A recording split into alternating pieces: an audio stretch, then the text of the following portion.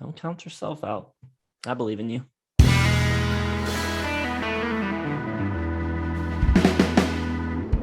What's up, everybody? Welcome back to Listography. Jason, Joan, Crams are here. Songs of the year 1982. Yes.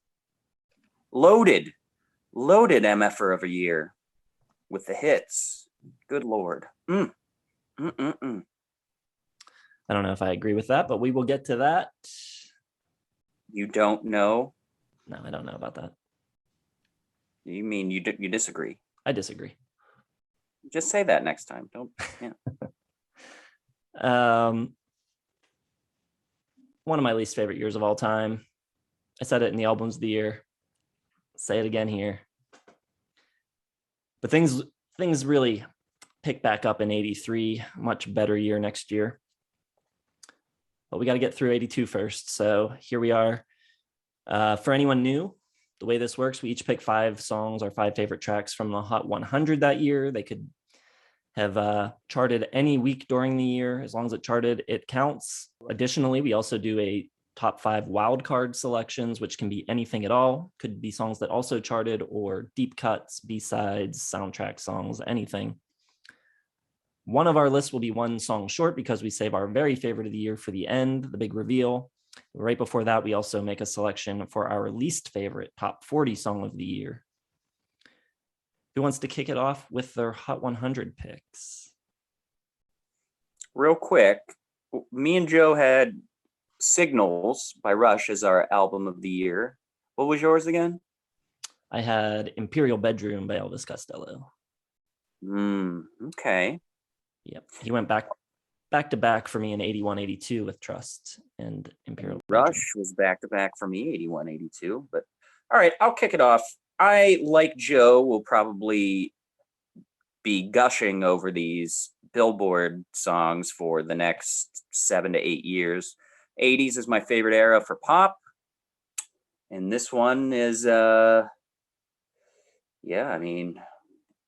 different for me. I got too many to pick from, but here's what I've got. Rock the Casbah by The Clash from Combat Rock. So much fun. It's got that great danceable beat. It's got a lot of really cool percussion on it. And just the Cherie don't like it, like that like rally cry sort of chorus is just so much fun. It's so hooky and great.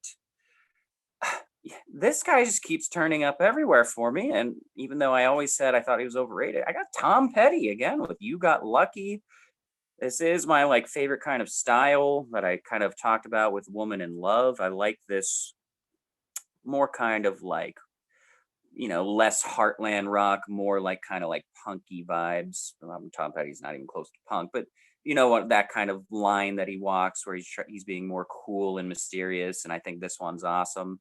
It's got that really simple guitar solo in it, but the tone on that guitar is just so awesome. Got a great synth line on it. And I mean, the way he just takes off into his choruses are always just so good, with a yeah, go, but remember, so awesome. What a great send up.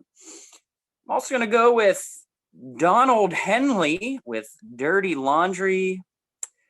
Said it before, I'll say it again. I don't like the Eagles. Don Henley's my favorite Eagle, and I like his solo stuff more than the Eagles. So I got to put Dirty Laundry on there. Love the sound of that big synth and just a great little just slice of bass and heavy drums coming in. It's pretty cool. Also going to go with Cat People by David Bowie. Always loved this song. Never thought it got enough credit. Now everyone loves it because of the scene from Inglourious Bastards. Everyone's now a big fan of this song, but I think it's just got a lot of really cool, weird 80s noir kind of vibes to it. I think it works really well. And then finally, I'm going with Flock of Seagulls, but not Iran. I'm going with Space Age Love Song. I always thought it was superior. It's got a lot of really great energy to it, and I just always love that just soaring guitar part on it, and it just like goes off forever. I feel like it's got such a cool like space age love song kind of vibe to it. And there you go. Those are my 5 that charted, but man, there were some tough ones that I had to cut. I'm not going to mention them because they might show up on your list. So I'll give you guys some time to talk about. Maybe I'll chime in later, but yeah, I had to cut some tough ones. That's cool. 1982. What a amazing year for pop. I'm leaving off so many songs I like. It sucks. And I've even this fifth one is like 36 songs in contention for my 5th Billboard spot. I guess I'm gonna go with all right, I'll go with The Look of Love by ABC. Just a really kind of fun song. One of my surprise picks from 1982, which the album Look of Love by ABC. Just a really great album. Great song, lead single. Number 4, I'm gonna go with Cramser, Rock the Casbah by The Clash. So much fun. Probably my favorite Clash song. No, second favorite, I think. I can't remember what I put. Maybe the card sheet was number 1. But this is definitely their most danceable, upbeat, fun. It's a great song. Great for 80s dance parties. Number 3, I got 65 Love Affair from Paul Davis, who hates this track because they made it real pop. It's a weird like juxtaposition of like 60s sort of songwriting and like 80s production. The Commodores are doing like this Temptations background singing thing. It's just really catchy, kind of interesting song from him. Number 2, a little Joe Jackson. I got Steppin' Out. Just love that. The momentum of that piano line just moves the whole thing. It's great. Joe Jackson went from kind of new wave to, I don't know, classical, like leaning. Interesting career trajectory for him. He would go even more like classical jazz, big band stuff. Number 1, though, has got to be my boy, Billy J. It's Joel Allentown, my by far favorite Billy Joel track. Just love it. It's got that blue collar, plight of the steel industry, you know, one-ups Bruce Springsteen in every way. That's okay. We're going to be talking about Allentown again later, so don't worry. Oh, get out of here. What a song. My number 1 for 1982. One-ups Bruce Springsteen. He did have a better DUI than Springsteen. I'll give him that. All right. My Hot 100. Probably one that a lot of people don't see coming, especially for me, but I've got Empty Garden by Elton John, which I think is a really beautiful, heartfelt song, tribute to John Lennon, who was killed a couple years prior. And I think it sounds really close to like classic Elton John. This is an era where he was a little bit in turmoil, was kind of floundering a bit, but this song really, really strong tune. Love it. I agree with Cramser that Space Age Love Song is far superior to Iran. This song really just is like the sound of falling in love in the 80s. It sounds the way like a John Hughes movie feels. The delay on the guitar is great. The synths are amazing sounding. And it kind of just makes you feel like you're in free fall almost. It just has that certain vibe to it. It is really, really great. My next pick is Words by Missing Persons. You've got members of Frank Zappa's band, fronted by a former Playboy bunny, doing weird futuristic synth pop with like these strange hiccup vocals. Kind of an unusual formula, but it works so well. Terry Bozzio, Warren Cucurullo, Dale Bozzio, Patrick O'Hearn, all great at what they do. The playing is great. For synth pop in the 80s, you don't get a lot of it where the players are so strong. And I think they do a great job of what, Joe? That is a ridiculous statement. I'll hear no more of it. Terry Bozzio is one of the all-time greatest drummers ever. Playing in a synth pop band. It's kind of unusual, but it's just great. They're playing at a level where like you can tell they're amazing and they're doing things to kind of show off, but it doesn't step on the song at all, which I really like. And then I'm going with Back on the Chain Gang by the Pretenders, released as a single in 82, didn't come out on the record until all the way in 84, but just a great tune. That iconic opening guitar lead is great. Bass line's great. One of the first, if not the first song that they recorded after James Honeyman Scott passed away. So it kind of ended up being like a little bit of a tribute to him. Just a fantastic song. Really love it. And then my winner comes from this list. So Just for me. What? That's 2 years in a row you've got a chart winner, huh? Shall we go deep, gentlemen? I've got Subdivisions by Rush. I think we all saw that coming. It's my second favorite Rush song. It's amazing. I've talked about it a lot on the channel. The drums, I think it's the best drum song ever. It's just filthy what he's doing in these tight little windows. Probably our best lyrical song as well. I love the line, any escape might help to soothe the unattractive truth, but the suburbs have no charms to soothe the restless dreams of youth. Really cool. It's got that heavy ass synth part. Just great song, great vibe. I've also got from Roxy Music, More Than This. Really just cool and whimsical. Also, I like how you, Jason, described Space Age Love Song. Feels like you're in free fall. I kind of feel that way when I listen to this song too. Like his vocals are so light and airy. It's just really just pretty and casual and like just kind of swoons you in. I also love when Bill Murray does it in Lost in Translation when they're doing karaoke. It's pretty cool, but this version's better. Also gonna go with a song I talk about a lot. I think the last time I talked about it was when we did that Halloween soundtrack kind of list. 100 Years by The Cure, from Pornography. A really chilling, haunting, dark, gothic kind of song that has one of my favorite little guitar, just like slide lines ever. It's not playing on a slide, but it's just got the it's just so cool and menacing. And Smith is singing like he's ringing an alarm. He's just like full of this like dire consequence of like urgency, and there's this really cool looped like drum part that's awesome. I think it's fantastic.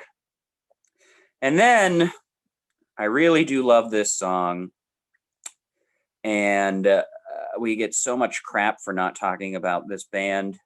Going with Town Called Malice by The Jam. I like most stuff that I know from The Jam, but this is my favorite song. I'm sure that's basic bro territory, and there's better stuff out there by The Jam, but this song is friggin' awesome. It's so much fun. It's upbeat. I loved it when I was young, and it was in Billy Elliot, and it's just got such a cool, just relentless, like feel-goodery and just upbeat constantly, and just it's awesome. I love it, and I've got to save my winner from the deep cut list, and I will. Did not see that coming. Jam. Everyone's been harping on us for like 7 years about the Jam. That's all they talk about. Finally, give them what they want. Brian Kramser, new man of the people. My list, some of these, no, none of these charted amazingly enough. Yeah, none of them charted. Wow. Interesting. Okay. My number 5, I'm going to go with my other boy, EC, Elvis Costello. Lots to choose from on Imperial Bedroom. I think I'm going to go with Beyond Belief because I think the lyrics are just amazing. Maybe my favorite lyrically. And sort of a not quite as like big band classical sounding as the rest of the album, a little more this new wave kick. Also my list, I'm going to go Number of the Beasts, Iron Maiden. They are here to stay. They'll be on my list a lot. And probably, I believe this is my favorite from them. Just a metal masterpiece, incredible bass playing, guitar, Bruce Dickinson, baby. Number 3, Night of the Swallow, Kate Bush from The Dreaming. This one has like kind of an Irish like jig influence almost, but when the music kicks in and it kind of like builds, just amazing. And I love her like bird-like vocals that she's like doing, like the little swoops and whoops. Just amazing song from Kate. Also, my list again with Cramser, I got Subdivisions, just those massive keyboards when they come in. Incredible drumming, as Cramser said. Just an amazing transition that they made. Not that it was completely out of the blue, but they just grabbed the 80s sound and just made it their own, which is excellent. I think, probably the best of all the prog bands, really, capturing the 80s and without sort of like going out of their comfort zone. Like Genesis, yes, they kind of changed who they were. Rush, just like, nah, we'll just take this, integrate it here, masterpiece. So my runner up to a very deserving number one, though. All right, wild card time. How about a little In Excess? Don't Change, my first pick. I'm not a huge In Excess fan by any means, but I've always loved this song. I just think it has an incredible energy to it. The next pick is going to be I'm Looking at You, but I'm Talking to Myself by Utopia. It's the first Utopia track that I've selected, even though I've had a ton of Todd. I always thought this was a really underrated Todd song. Even among like diehard Todd and Utopia fans, it doesn't seem to be like a fan favorite or anything. But I think he just completely kills the vocals on it. It's so good. One of his best vocal performances. Great bass from Chasm Sultan as well. Todd had a huge year in 82. He had 2 albums with Utopia and a solo record, and he produced the record that my next pick is from. I've got Love My Way by the Psychedelic Furs. He produced the whole record, Todd. Say his last name. Quit saying the Royal Todd. They know who I'm talking about. People understand. Not worthy of it. Come on. He's not worthy. John Paul, Ringo, and George and Todd. Yes, he is. When you say Todd, people know who you mean. Anyway, the decision to put the marimba on this song, I don't know if it was Todd's doing or not, but he played it. And that alone, just like, I think it takes a good song that's well written, but maybe otherwise wouldn't really stand out that much, and just makes it such a highlight, makes it so memorable, such a different sound for the time. I think it's really cool. My next pick, going with a track from my album of the year, I've got And in Every Home by Elvis Costello. Of course, this record, Imperial Bedroom, was produced by Jeff Emerick, who was the Beatles engineer for Revolver and some of their other records. And I think having him there, Elvis decides, you know what, I'm just going to go full on Beatles on at least one track on this record. And he really goes for it here. Just the elaborate orchestral arrangements on this track really recall the arrangements of George Martin. A track like this, I think, would be right at home on something like Sgt. Pepper's. And I think the chorus is really great, really catchy. My last pick for my wild cards, I'm going with Senses Working Overtime by XTC. Great pop song. I think a lot of by this point, some of the angular, punky aspects of their sound are being rounded off a little bit, but it's a really well-crafted song. Apparently it was based on the track 54321 by Manfred Mann, which, listening to that song, I don't hear a lot of similarities other than the fact that there's counting in it. But I think, it's a great song. I love the palm muted acoustics and the verses. I think the pre-chorus is great, really builds up nicely into the chorus. Very memorable song. And an interesting point in their kind of evolution as songwriters. You can sort of see them heading in a new direction a bit. So there we go. Now time to get to some of the bad songs. First things first, good shout for Love My Way. That didn't make my cut for the charts. Neither did Shaken by Eddie Money. I love that track. I actually really like Eddie Money. I think he's a pretty underrated artist. Maybe we'll do him soon. And even though I picked Space Age Love Song, I still love Iran. That was considered. And then Waiting on a Friend by the Rolling Stones from Tattoo You was also considered. But let's talk about the crap. Relax, Joe. It's not Billy Joel. It is, for me, a little song by Cliff Richard called Daddy's Home. Now, Cliff Richard will always be warm to my heart because I love Devil Woman. I think that song is badass. but this one is not. It's hard to believe it's the same like kind of cool, weird 70s rocker. This song is just terrible. It sounds like it's just like a song written exclusively for a bad ending credits for like a soap opera or something. It is so cheesy. It's boring too. Like that's something we don't use as a word a lot on this channel, but this song is just boring. It's overly sappy. It's really awkward rhythm. He forces the melody into like spaces where it doesn't fit. So he starts using these weird like syllable compressions and stuff. It just comes out really weird, like verbal diarrhea. Like the way he says the word patiently, it's so bizarre. Like I can't even do it as unusually as he does. And then it's just really yucky when he says daddy's home. It's just, I don't know, it just doesn't, like, why is this a song? This is weird. I don't like it. Okay, well, if you're shouting out all your picks that you didn't pick, I gotta name a couple. I mean, Rio came out by Duran Duran this year. Always something there to remind me. Naked Eyes, one of my favorite covers of all time. Gloria, Laura Branigan. So much good stuff. Let It Whip by the Daz Band. Oh, that was a tough cut. But my worst, and it pains me and thrills me to name these two artists, but Paul McCartney's back on my shit list.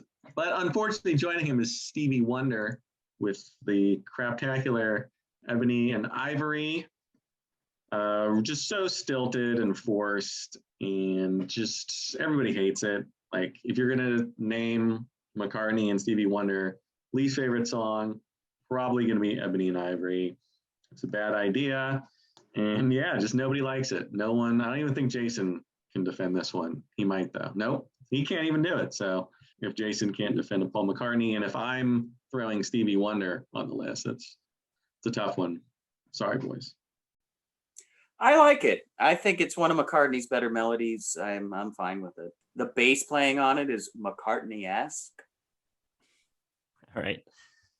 My pick for the worst of the year is a song called Pac-Man Fever by Buckner and Garcia.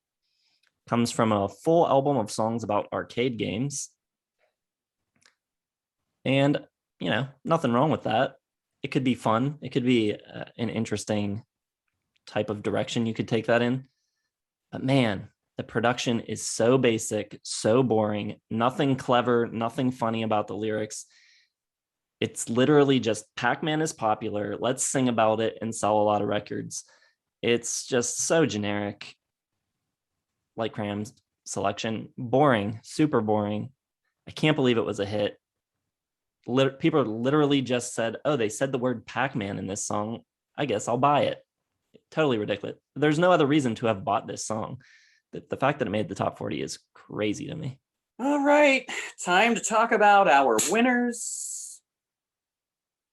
I will not win with this pick, but I might get some cool street cred, especially now that we're getting into this sort of time period where I feel like a lot of our audience was like in high school or college, and they feel like they really know this time. And I'm going with, and Joe's going to like this one, I'm going with Save It for Later by the English Beat. Absolutely super fun, super catchy, and completely different for having all the elements of being like a song that's worthy of being a big hit, with really cool instrumentation, well written, really great chorus that's catchy, pretty much just good-natured, positive vibes. Like, it's a song that just brings a smile and a pep to your step. It's got that really cool guitar sound, and it's got a couple of really cool sound effects in it. And it's also a song that we did not talk about when we talked about best string arrangements, but when the strings come in the chorus, it is so unbelievably like sweet and sincere. I think it's really fun and lovely at the same time. I think he's a great singer, whether it's here or in general public. Very underrated band. Apparently a band that Pete Townsend really, really liked in the early 80s. So good for them. And yeah, this song is just incredibly catchy and simple, with just a lot of really good detail in the production. And I don't really know what else to say about it. If you haven't heard it, check it out in the playlist. It's a fantastic song. and just full of joy. I love it. I think you'll do better with that than you think. I think that's a contender. Thanks, man. Thank you. Thank you. You didn't have to say that. Thank you. All right. Now, I don't know what Jason's going to bust out. If it's on the Billboard, it's probably somewhat popular. English Beat, that's a good one. We all saw what XTC did earlier in 79 with a big upset, but can it take out Prince? I hope not. Little Red Corvette is my winner. I could have gone with it in 83 when it charted, but I didn't want to have someone undercut me. I thought maybe Cramser might throw it in there. I didn't even make his list though, so. It's on my 83 list. See, so I'm undercutting you. Hopefully it's not your winner, because then that would be weird. I just think this is like the next level for Prince. I mean, he was already awesome, tons of hits, tons of great songs already, but on this one, he just kind of cranks it up a notch. Like everything about it, the mood, the reverb on his guitar, the solos that he throws in there, the little breakdown where he sings, "Girl, you got an ass like I never seen," and the ride. I say the ride is so smooth, you must be a limousine. Is that inspired so many rappers, it's not even funny. And it's just a really amazing love song about a one-night stand, I guess. But, you know, everything about it just perfect. The lyrics are pretty obvious, but it's also kind of disguised a little bit. And yeah, it's just perfect. Perfect Prince song. Gotta be my favorite Prince song. I'll just spoil the eventual Prince list right now. And I love it. I love every second of it. I listen to it over and over, and I never get tired of it. Pretty sure the song is about a little female. Nope, it's about a Corvette. Big old fast Corvette, hundreds of horsepower, Chevrolet. Great. He's a big fan of Chevrolet. Sometimes hard to find a Corvette. Jason, a little humble brag here. Jason and I used to cover that song in Happy Economy, and we killed it. We were awesome with that song. Yes, we were. All right. My winner. I'm going back to back with Tom Petty. I've got You Got Lucky. Such a cool song. I've heard some people, I don't know who, speak ill of it, say it's not one of their favorite Petty songs. They don't really like the lyrics. I don't know. People don't like it for whatever reason. I think it rolls. I think it's such a cool song. I love the eeriness of the synths paired with like his cool cockiness. All the little touches from Mike Campbell are great. So many cool little licks and leads that he throws in. But the solo steals the show. I think it's one of the coolest guitar solos ever. It's got like this spaghetti Western tremolo thing that he's doing. It sounds like his strings are falling off. They sound so loose. What a cool sound. I think it's a really cool song, well written, well delivered. I think Petty's vocals are extremely confident on it. And, you know, I think in general, Long After Dark's a really underrated record. I think it's a better record than Hard Promises, which not a lot of people will agree with that. But I think it's just a standout on a very good Petty record. So there you go. Back to back. Haven't done that in a while. Also a great song for like a wedding, like your first dance with your wife. That should be it. She's yeah. That or Little Red Corvette really could be a great first dance song. Yeah. Easy third place for me again this year. No doubt. Don't count yourself out. I believe in you. Where did we land on 81, Joe? Well, the Police took it home. Every Little Thing She Does Is Magic with 44% of the vote. Narrower, it very much narrowed at the end there. It was running away with it. But The Waiting, 78 votes, 36%. Right behind Since You're Gone, well in third place with only 45 votes, but good effort from the Cars and Cramser. So I win again. Puts me at 12, Jason 10.5, Cramser at 7.5. All right, everybody. So let us know what your favorite songs of 1982 are. Drop them down in the comments and let us know what you think of our lists. After you've done that, be sure to head over to our website. The link is down in the description. You can vote for which of our 3 winners is your favorite. Also, be sure to hit the like button, subscribe to the channel, hit the bell for notifications, and check out Facebook, Twitter, and Instagram. Links for those are all in the description as well. Thanks for watching, and we'll see you in the next one.